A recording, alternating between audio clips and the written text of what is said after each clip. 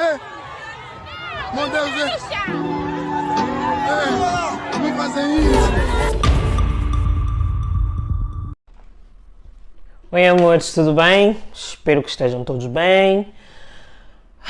Bora lá conversar um bocado. Bom, todos nós acompanhamos. Eu quero falar aqui sobre 3 assuntos. Um deles não tem nada a ver com política, vou falar mais para o final do vídeo. Vou tentar fazer um vídeo também não tão longo.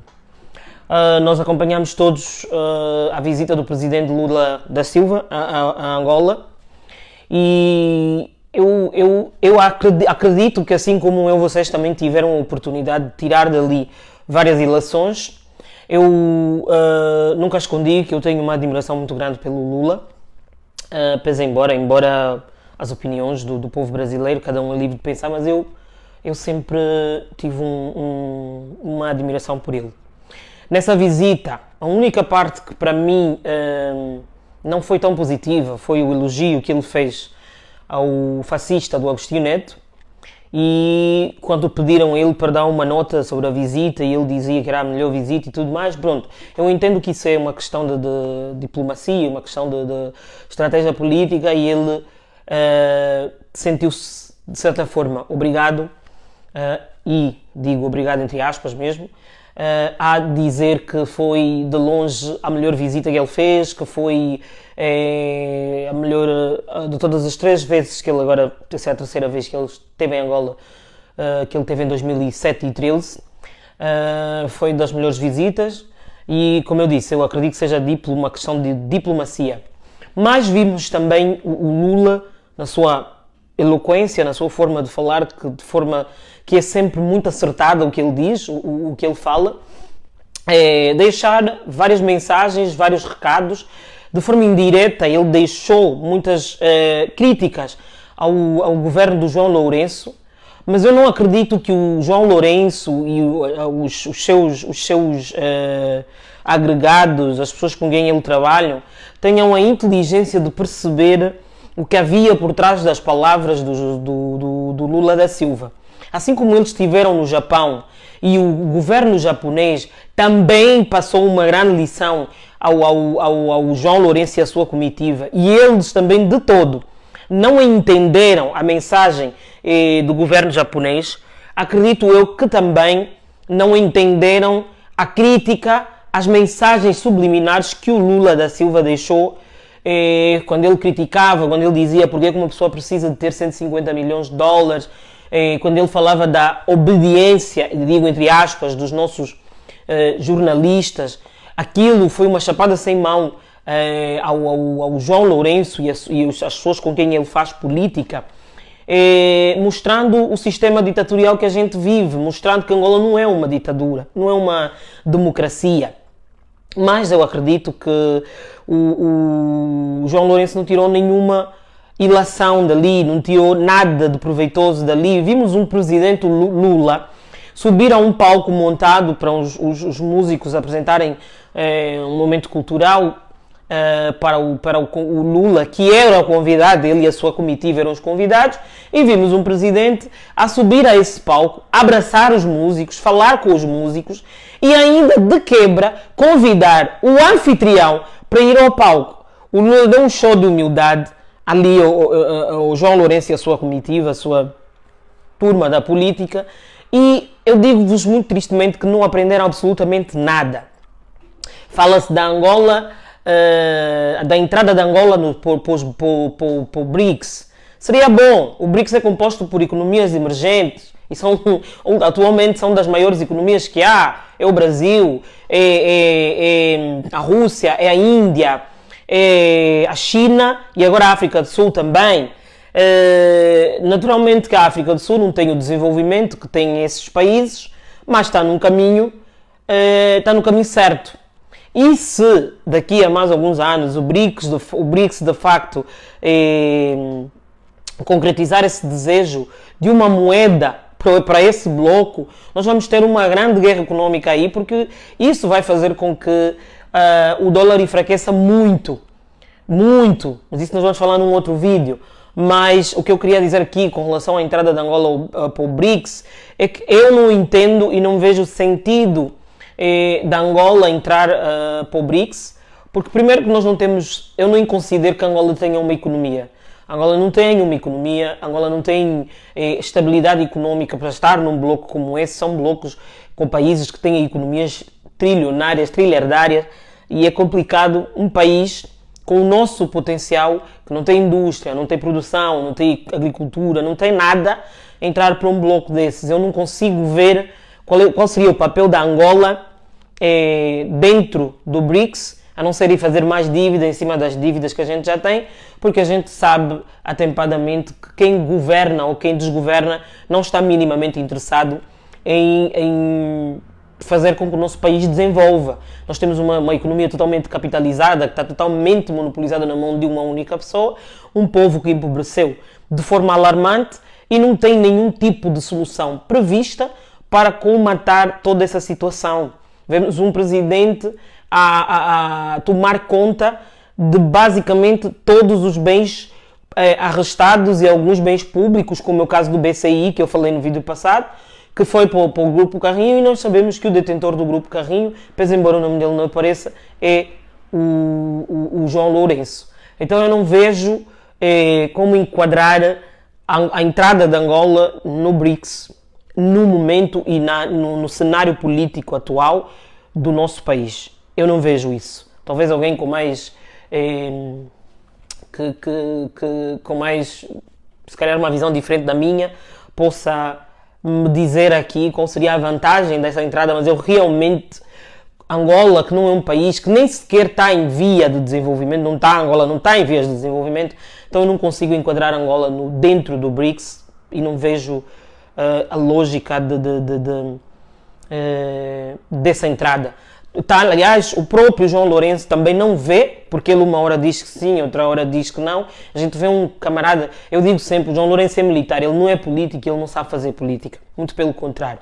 Vimos um homem que se esforça desesperadamente para provar ao mundo que ele é capaz de governar um país que está totalmente desgovernado. É um comboio, Angola atualmente é um comboio desgovernado, completamente desgovernado,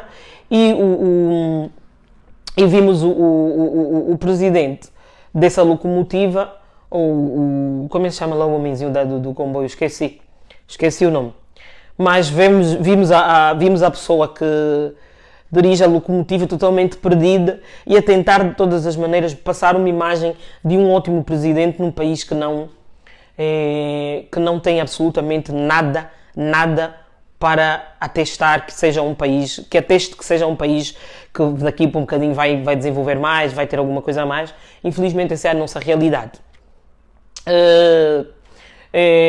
Vimos a UNITA entregar o pedido de impeachment, não vimos ainda nenhuma manifestação por parte da Presidente da Assembleia, ela tem que responder, tem um prazo que é estipulado por lei, estamos à espera. Quero aqui dizer a vocês que é preciso que continuemos a falar sobre esse assunto, é preciso que continuemos a falar, volta e meia aparecem estas distrações e a gente vai esquecendo do que de facto importa.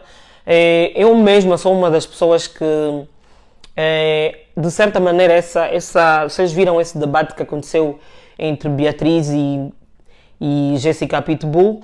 Isso também é uma forma de distração, se vocês querem saber, e eu fiz parte disso, mas muito porque eu tenho uma opinião e vocês conhecem a minha opinião com relação à Beatriz, que é uma pessoa que eu conheço e sei muito bem o que ela é.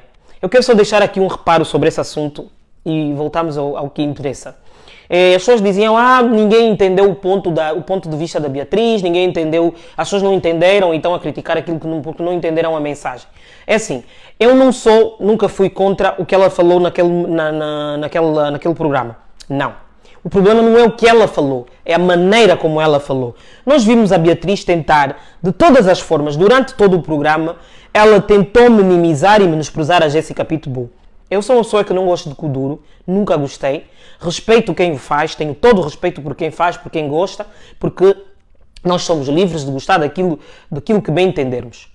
Mas eu acredito sempre no respeito, por isso eu respeito as pessoas que fazem Kuduro. E nós vimos essa moça, essa senhora Beatriz, tentar todo o programa minimizar, humilhar e menosprezar a Jéssica Pitbull e os fazedores do Kuduro. E não precisamos disso. Não precisamos. Ainda até ainda até que estejamos que ela estivesse a tentar passar uma mensagem dizendo que, de facto, em Angola não se vive da fama, não se vive da fama entre aspas, não se vive da fama entre aspas. E ela comparar o mercado angolano com o mercado americano, totalmente descabida essa comparação. Nós temos os Estados Unidos é um país que tem mais de 300 e poucos milhões de habitantes, a Angola tem 32 milhões de habitantes e o mercado musical é completamente diferente. Então, essa comparação entre um e outro para mim é descabida. Hoje por hoje os músicos quase não vendem mais discos, hoje quase ninguém mais compra discos, e dizer que o povo não vai comprar disco porque quem usa, que a cantora que vende o disco usa uma roupa de uma marca, de uma Louis Vuitton falsa, de uma isso, de uma aquilo, pelo amor de Deus. Eu não vejo necessidade nenhuma de você até dar o teu parecer sem que para isso você tenha que humilhar. Aplaudi sim e aplaudo a atitude da moça, porque se eu tivesse a ser menosprezada, eu responderia, não, sem precisar de faltar com educação a ninguém, nem com respeito, mas eu também colocava, como ela colocou a Beatriz no lugar dela, porque ela não é melhor que ninguém. E eu particularmente sei muito bem quem é a Beatriz Franco. Então, assim, eu acho que você pode emitir a tua opinião sem que para isso você tenha que menosprezar ninguém, sem que para isso você tenha que ser desagradável. Foi uma falta de respeito, sim. Ela falou, minimizou e menosprezou, tentou menosprezar o Father Mac. Father Mac é uma pessoa que faz música há muitos anos, tenho muito respeito, conheço, é marido da minha amiga. O casal que eu tenho muito carinho, tenho muito respeito e conheço, que todas as vezes que eu estive na casa deles me receberam super bem. E nós vimos uma Beatriz tentar humilhar um homem desses, pelo amor de Deus. Tem que ter o máximo respeito. Father Mac faz música há mais de 20 e poucos anos. Para mais, são muitos anos de estrada, ele e a Dona Kelly. Então, assim, você pode emitir a tua opinião e pode até dizer, em Angola não se vive da fama e tudo mais, mas sem que para isso tu tenhas que humilhar ninguém. Pronto. Esse assunto eu deixo aqui encerrado, era isso que eu queria dizer. Não digo que discordo da forma do que ela falou. De certa forma, ela tem razão em alguns pontos, mas para você provar que tem razão, você não precisa de humilhar nem passar por cima de ninguém. Quando você dá a tua opinião, mas a tua prepotência, a tua arrogância tomam o melhor de ti, qualquer opinião que você der não tem efeito, não vale nada. E as pessoas não vão centrar naquilo que ela falou, mas vão centrar na atitude dela. E ela foi sim arrogante, foi sim prepotente, tentou humilhar a Jéssica Pitbull sim, que reagiu como reagiu. E ninguém pode dizer que ela esteve errada, que isso e aquilo, porque geralmente nós sabemos perfeitamente que quando há uma ação, existe uma reação e foi o que aconteceu ali.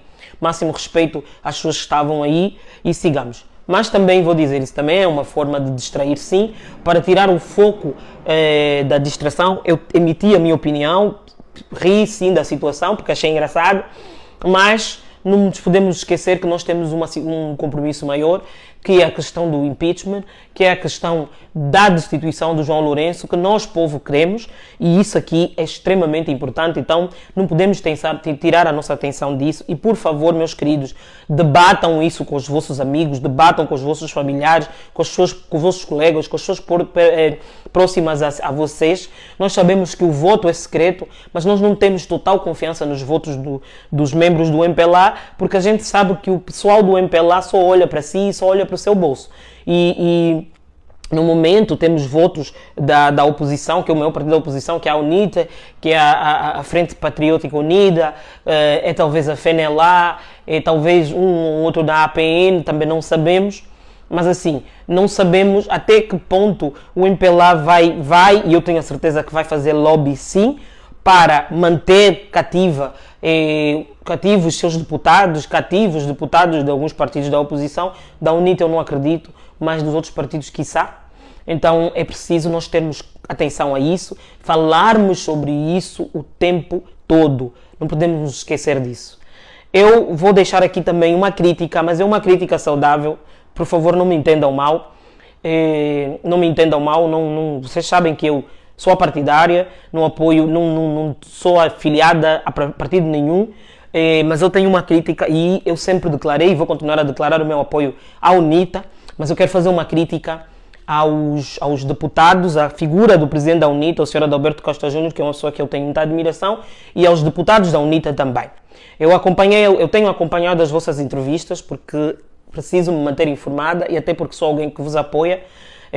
Acompanho as entrevistas do Alberto Costa Júnior, do Nelly Quick, do Sapinhala, acompanhei agora da doutora Mihaela Weba. Acorda cedo, põe o pé na estrada, deixa o filho em casa com uma vontade de voltar para casa.